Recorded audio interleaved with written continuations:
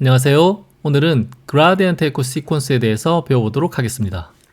그라디언트 에코 시퀀스는 스핀 에코가 가지는 긴 스캔 타임을 줄이기 위해서 만들어진 시퀀스라고 생각하시면 됩니다. 요구되는 선행학습이고요. 꼭 보시고 이 강의를 들으시길 바랍니다. 스핀 에코의 펄스 다이어그램입니다. 이미 우리가 배우신 것처럼 컨벤셔널 스핀 에코는 90도 익사이테이션 펄스를 때려서 FID를 만들고 디페이징하는 FID 신호를 180도 리포커싱 펄스를 때립니다. 그래서 에코를 만들어내죠. 스핀 에코는 180도 리포커싱 펄스가 에코를 만듭니다. 지난 시간에 배우신 것처럼 스핀 에코의 티슈 컨트라스트는 TR과 T에 따라서 바뀐다.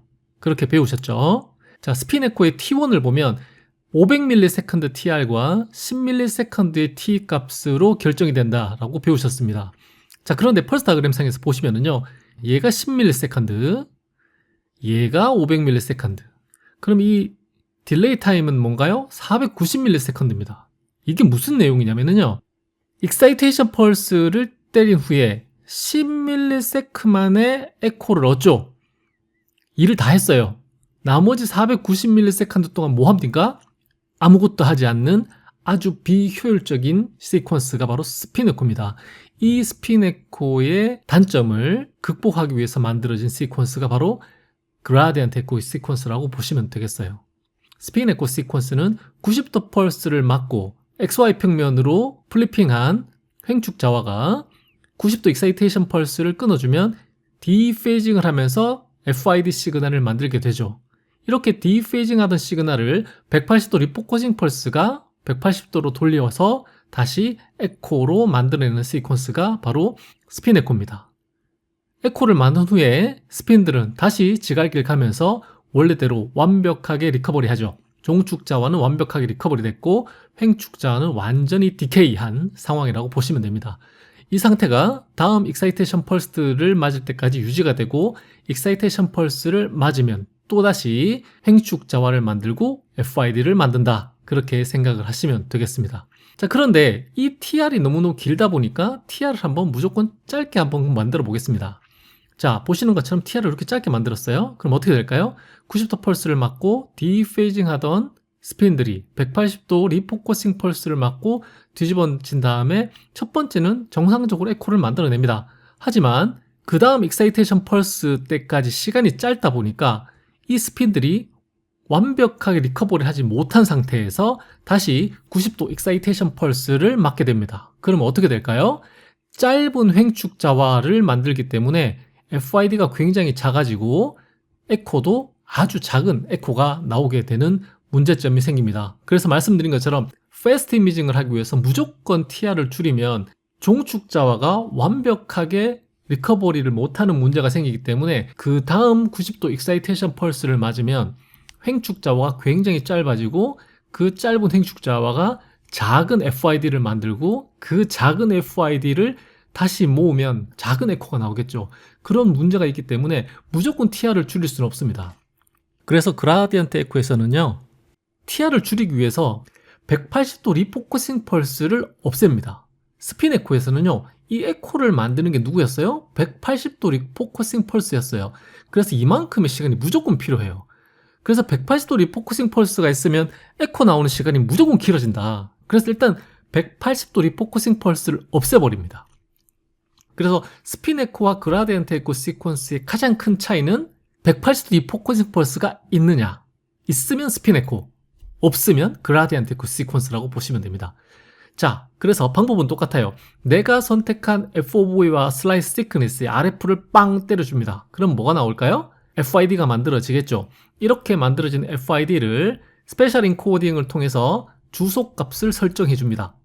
그런데 그라디언트 에코는 누가 에코를 만드느냐? 여기 보시는 것처럼 한 번은 마이너스 방향, 한 번은 플러스 방향으로 걸리는 바이폴라 그라디언트라는 놈이 에코를 만듭니다. 바이폴라 그라디언트는 어떤 개념으로 만드느냐? 보시는 것처럼 FID 시그널이 있죠.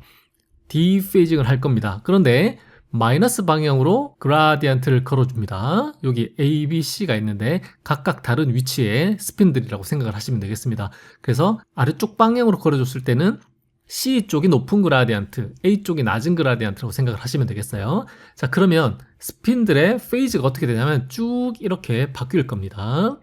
자, 그리고 나서 플러스 방향으로 이렇게 다시 걸어주면 디페이징 하던 스핀들이 다시 모일 거다라는 거죠. 그리고 계속 걸어주면 다시 디케이를 한다. 무슨 얘기냐면 디페이징 하던 FID를 다시 모으기 위해서 한 번은 마이너스 방향으로, 한 번은 플러스 방향으로 강제적으로 스핀들을 디페이징 시키고 모으겠다라는 게 그라디언트 에코의 아이디어입니다.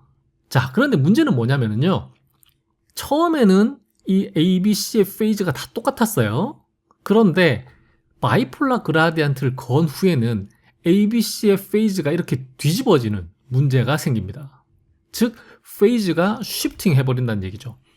우리가 파동에서도 배웠듯이 페이즈는 절대로 변하면 안 되는 값입니다. 그런데 우리가 MRI를 하기 위해서 그라디언트 필드를 걸어주면 페이즈의 쉬프트가 생깁니다. 그라디언트 코일에서 배우신 것처럼 그라디언트 퍼포먼스가 떨어지면 이 페이즈 쉬프트가 더 많이 생기죠. 자, 이 페이즈 쉬프트는 MR에서 아티팩트를 만드는 원인입니다. 자, 그래서 말씀드린 것처럼 이 바이폴라 그라디언트를 걸어서 에코를 만들어내는 게 바로 그라디언트 에코 시퀀스입니다. 익사이테이션 펄스를 때려서 에코가 나올 때까지 걸리는 시간을 에코 타임이라고 하고요. 익사이테이션 펄스와 그 다음 익사이테이션 펄스 사이의 시간 간격을 TR이라고 그랬습니다. 180도 리포커싱 펄스를 제거한 후에 에코를 만들어져서 T가 굉장히 짧아졌어요. 그래서 이번에는 이만큼 긴 TR을 쓸 필요가 없습니다. 말씀드린 것처럼 여기 이만큼 남는 시간을 확 줄일 수가 있어요. 자, 이렇게 해서 스핀 에코보다 훨씬 짧은 TR을 사용할 수 있다는 게 그라디언트 에코의 첫 번째 장점이죠. 근데 스핀 에코는 90도 익사이테이션 펄스를 때렸는데요.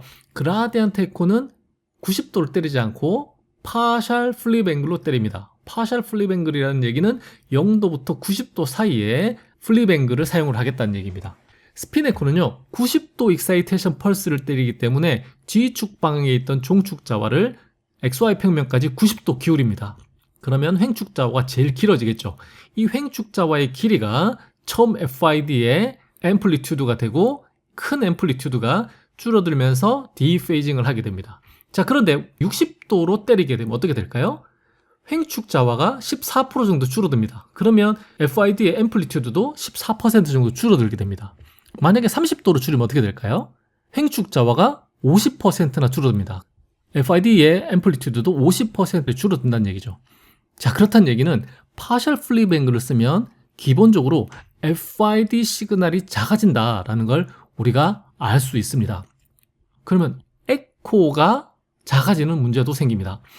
앞에서 말씀드린 것처럼 FID가 디페이징을 할 때 디페이징의 원인은 크게 스핀 인터랙션과 익스터널 필드의 인호모지나이티라고 말씀을 드렸어요.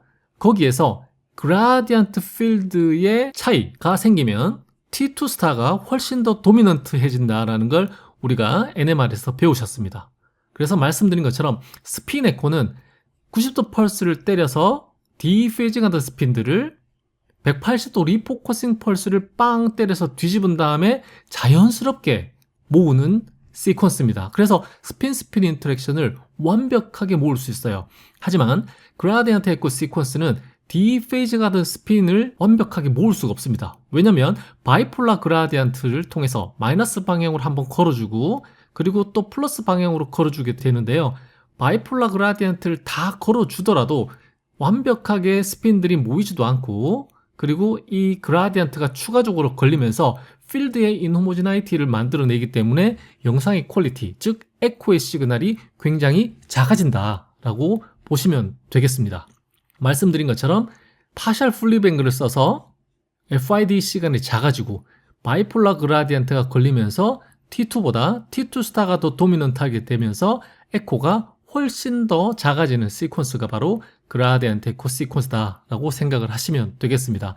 그래서 그라디언트 에코 시퀀스는 스핀 에코가 가지는 긴 스캔 타임을 줄이기 위해서, 즉 패스트 이미징을 하기 위해서 TR을 줄이려고 노력을 했습니다. 근데 그 TR을 줄이는 첫 번째 방법이 바로 리포커싱 펄스를 없앴고요. 두 번째, 파셜 플립 앵글을 사용을 했습니다. 그러다 보니까 작은 FID 시그널이 나오고 에코도 T2가 아닌 T2 스타 디케이에 의해서 굉장히 더 작은 에코가 만들어지더라. 그래서 보시는 것처럼 터보 스핀 에코를 사용한 T2 영상과 그라디언트 에코 시퀀스를 사용한 T2 스타 영상이 굉장히 퀄리티의 차이가 있다는 걸 아실 수가 있습니다. 그리고 터보 스핀 에코 혹은 스핀 에코를 가지고 얻은 T2 영상은 우리가 T2라고 하는데요. 그라디언트 에코를 가지고 얻은 T2 영상은 T2 영상이라고 하지 않습니다. T2 스타 영상이라고 합니다. 왜요? 그라디언트에 의한 인호모지나이티 때문에 T2 디케이가 아닌 T2 스타 디케이를 하면서 나온 시그널이기 때문에 T2 스타라고 얘기를 합니다. 그래서 스핀 에코 시퀀스의 영상보다 굉장히 푸어한 영상을 만들어낸다라고 보시면 되겠습니다. 오늘 강의는 여기까지고요. 오늘 강의도 좋았다면 구독과 좋아요를 부탁드립니다. 감사합니다.